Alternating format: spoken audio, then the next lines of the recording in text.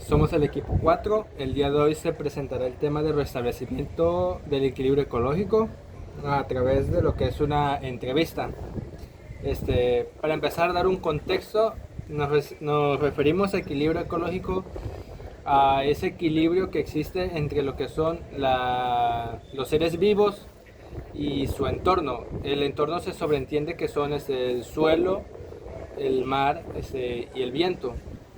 Muchas veces lo que es este equilibrio ecológico representa un ciclo constante de vida y muerte en el sentido de los seres vivos, de que al morir un árbol, una planta, representa el alimento para bacterias, las cuales se va siguiendo en lo que es la cadena trófica, permitiendo una subsistencia conjunta de estos seres vivos. Y bueno, para empezar esta encuesta, mi compañera va a estar proporcionando las preguntas que se irán a contestar en estos momentos. Como primera pregunta, buenas tardes. ¿Qué se puede hacer para restablecer el equilibrio ecológico o cómo funciona el restablecimiento del mismo?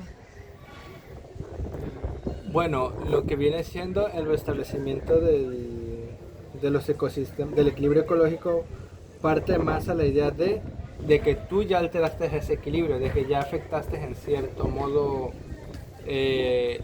por decir un ejemplo, la presencia de tal ser vivo. Tú ya afectaste ahí y ya alteraste la cadena trófica y ya ese ecosistema tal vez ya no es tan eficiente.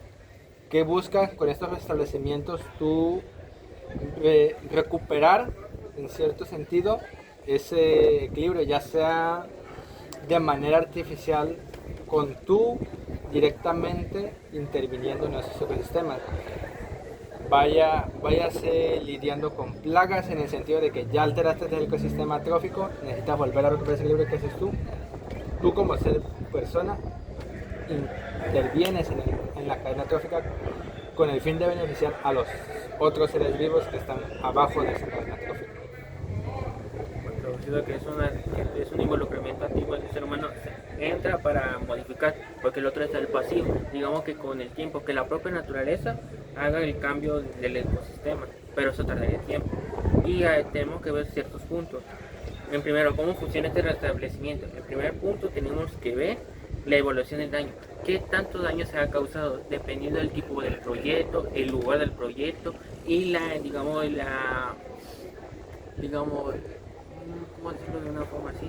Que la importancia del lugar, no me refiero en histórico ni cultural, sino en la parte en la parte ambiental, digamos, y eso es como el siguiente punto sería las especies nativas. ¿Qué especies nativas se está haciendo en este lugar? ¿O cómo podrían afectarse? ¿Y cómo podemos evitar que haga una afectación de forma directa? Y si hay una forma directa, ¿cómo lo podemos disminuir o contrarrestar o reducir esa afectación? Bueno, eso también implica... Bueno, también implica una serie de acciones y procesos destinados a devolver al ecosistema su estado natural o al menos funcional. Esto ya haya sido derivado por las acciones humanas, desastres naturales o por algún tipo de cambio climático. Sí, porque tiene que haber un equilibrio en sí de tanto las cadenas que se van alimentando de otras que no vayan pereciendo y las Y a su vez hay que hacer un monitoreo, porque una cosa es que una cosa que haga la intervención, pero también tienes que monitorearlo, porque a lo mejor durante esta digamos que en donde tú te entraste, a lo mejor hiciste un cambio, sí, para recuperación, pero si esa recuperación te afectó a otro lugar y así sucesivamente, es como un monitoreo, digamos, qué es lo que hice bien y qué puede provocar este bien, tanto para el aspecto positivo como el aspecto negativo en la parte ambiental. Ahora la otra pregunta sería, ¿en qué tiempo más o menos se estima un restablecimiento de un ecosistema? En primer lugar, debemos saber el grado de daño, porque hay leves y graves. Los leves, digamos que son contaminaciones moderadas o no son tan susceptibles, no hay una afectación tan fuerte. Por ejemplo, puede ser de 1 a 10 años, pues lo que son graves como ejemplo deforestaciones, derrames derrames petroleros, pérdidas de ciertas especies, pueden tardar décadas o más. También tenemos que tomar en cuenta el tipo del ecosistema. Un ejemplo, si es en lugar de una selva, si es un lugar como una playa, una zona montañosa, también afecta el lugar. ¿Por qué? Porque no va a ser el mismo tiempo de recuperación en la playa que en un bosque. Pues ya eso dependerá más que nada del tipo de daño que se haya ocasionado al tipo de ecosistema y también dependerá mucho el tipo de medidas y acciones que se estén utilizando, se estén implementando para corregir y poder volver a este equilibrio. De hecho, si nos damos cuenta también ahora que fue el tiempo de la pandemia, hubo un año, digamos, que todo el mundo estuvo encerrado y hubo una recuperación del sistema de ríos, de todo, hubo menos contaminación, o sea, el mismo ser humano, como para estar encerrado, dejó de dañar un poco al sistema. Y muchos dicen que fue hasta un 10% de la recuperación, hasta un 20%, nada más en ese tiempo. Y nada más un año, pues de 1 a 10 años, más o menos, porque sí es algo grave nuestro entorno en el que estamos, el daño ecológico que tenemos. ¿Qué factores dañan el equilibrio ecológico? Bueno, cuando el equilibrio ecológico es bastante frágil en cierto modo. Cualquier intervención, cualquier acción que uno como persona realice tiene su impacto. Aunque ciertamente lo que más afecta de manera directa es la ganadería, lo que es la ganadería y el consumismo. ¿Por qué la ganadería? Lo que es la ganadería y ocupa mucho espacio, procurando muchas veces ir a la deforestación de áreas para poder cumplir con el establecimiento que se necesita, ya sea suelo o agua. De hecho, lo que son el aspecto agrícola y ganadero consumen demasiada agua, lo cual hace que muchas veces se monopolicen ciertos puntos de agua, ya sean ríos o ya sean lagos, lo cual por un lado hace que ese servicio ya no esté disponible para todos y por el otro genera una sobreexplotación. Lo mismo ocurre con el consumismo. Al haber tanta demanda de determinados productos, se hace bastante evidente la explotación que se hace de los recursos, ya sean minerales o ya sean recursos naturales como la madera, que es algo constante en nuestro día a día. Otra pregunta sería, ¿cómo afecta el consumo excesivo al equilibrio ecológico? ¿Qué es más o menos lo que está usted explicando? Pues como lo comenté, más que nada se va ligado al hecho de la explotación de los recursos. Por decir un ejemplo, yo quiero ese mueble, pero ese mueble ocupa madera. Y si 5 personas más quieren ese mismo mueble, va a haber una demanda 5 veces mayor de esa madera. Y muchas veces, ¿qué pasa? Esa madera tarda tiempo en recuperarse. Los árboles no es un recurso que sea regenerable a corto plazo. No, muchas veces es más de 5 años o incluso más para la recuperación de un árbol que sea explotable nuevamente.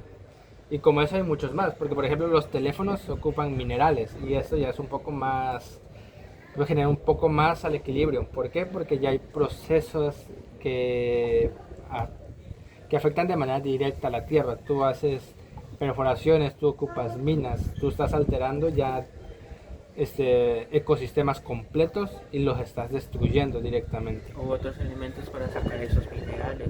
Otro punto también podemos decir que el uso de los hidrocarburos.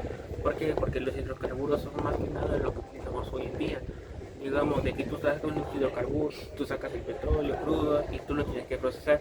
También en el proceso te hay unas afectaciones, tanto más que nada en la parte atmosférica, también en la parte del uso del agua y del suelo. Si no se hace, digamos, un control más que nada de estas sustancias tales. ¿Por qué? Porque pueden afectar a lo mejor en el suelo, en el agua va a traer ciertos contaminantes que pueden ser de origen cancerígeno y puede afectar a otros lugares o a algunas comunidades que estén cerca de estas industrias. Tanto puede ser tanto en la parte de la petrolera como en la parte de la petroquímica.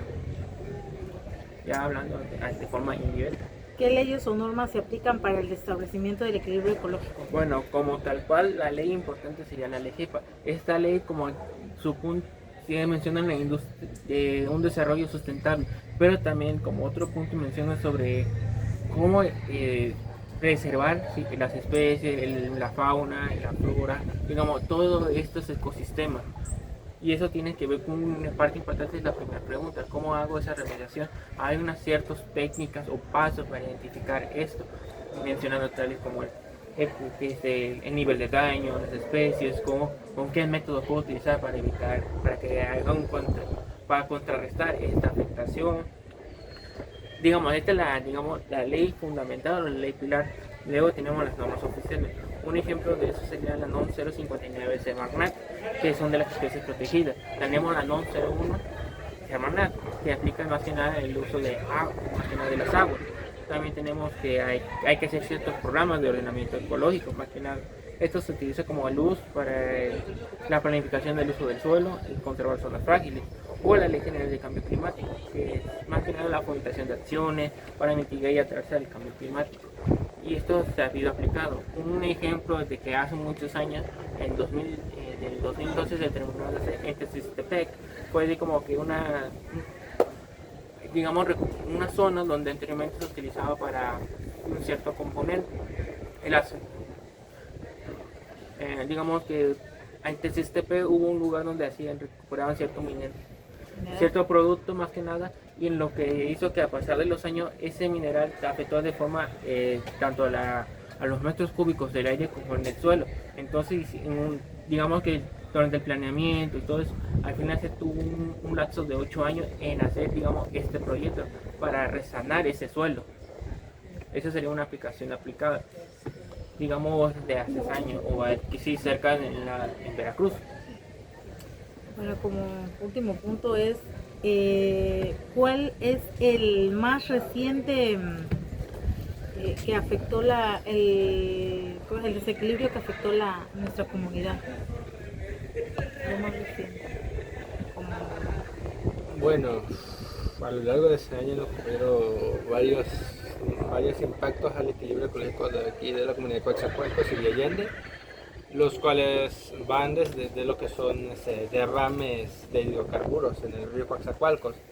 Se tienen registrado por lo menos 4 derrames, los cuales fueron a principio de enero, siendo el primero y el día 2 de enero, y uno más a lo largo del 8 de febrero, los cuales fueron derrames de hidrocarburos que provinieron de la refinería de Minatitlán, los cuales corrieron hasta la afluencia del río Coatzacoalcos. Más sin embargo, en el transcurso de este mes de mayo, en la madrugada del día 9 de mayo para ser exactos, ocurrió un cuarto derrame proveniente igualmente de esta misma refinería. Estos derrames han impactado gravemente en nuestro comercio pesquero.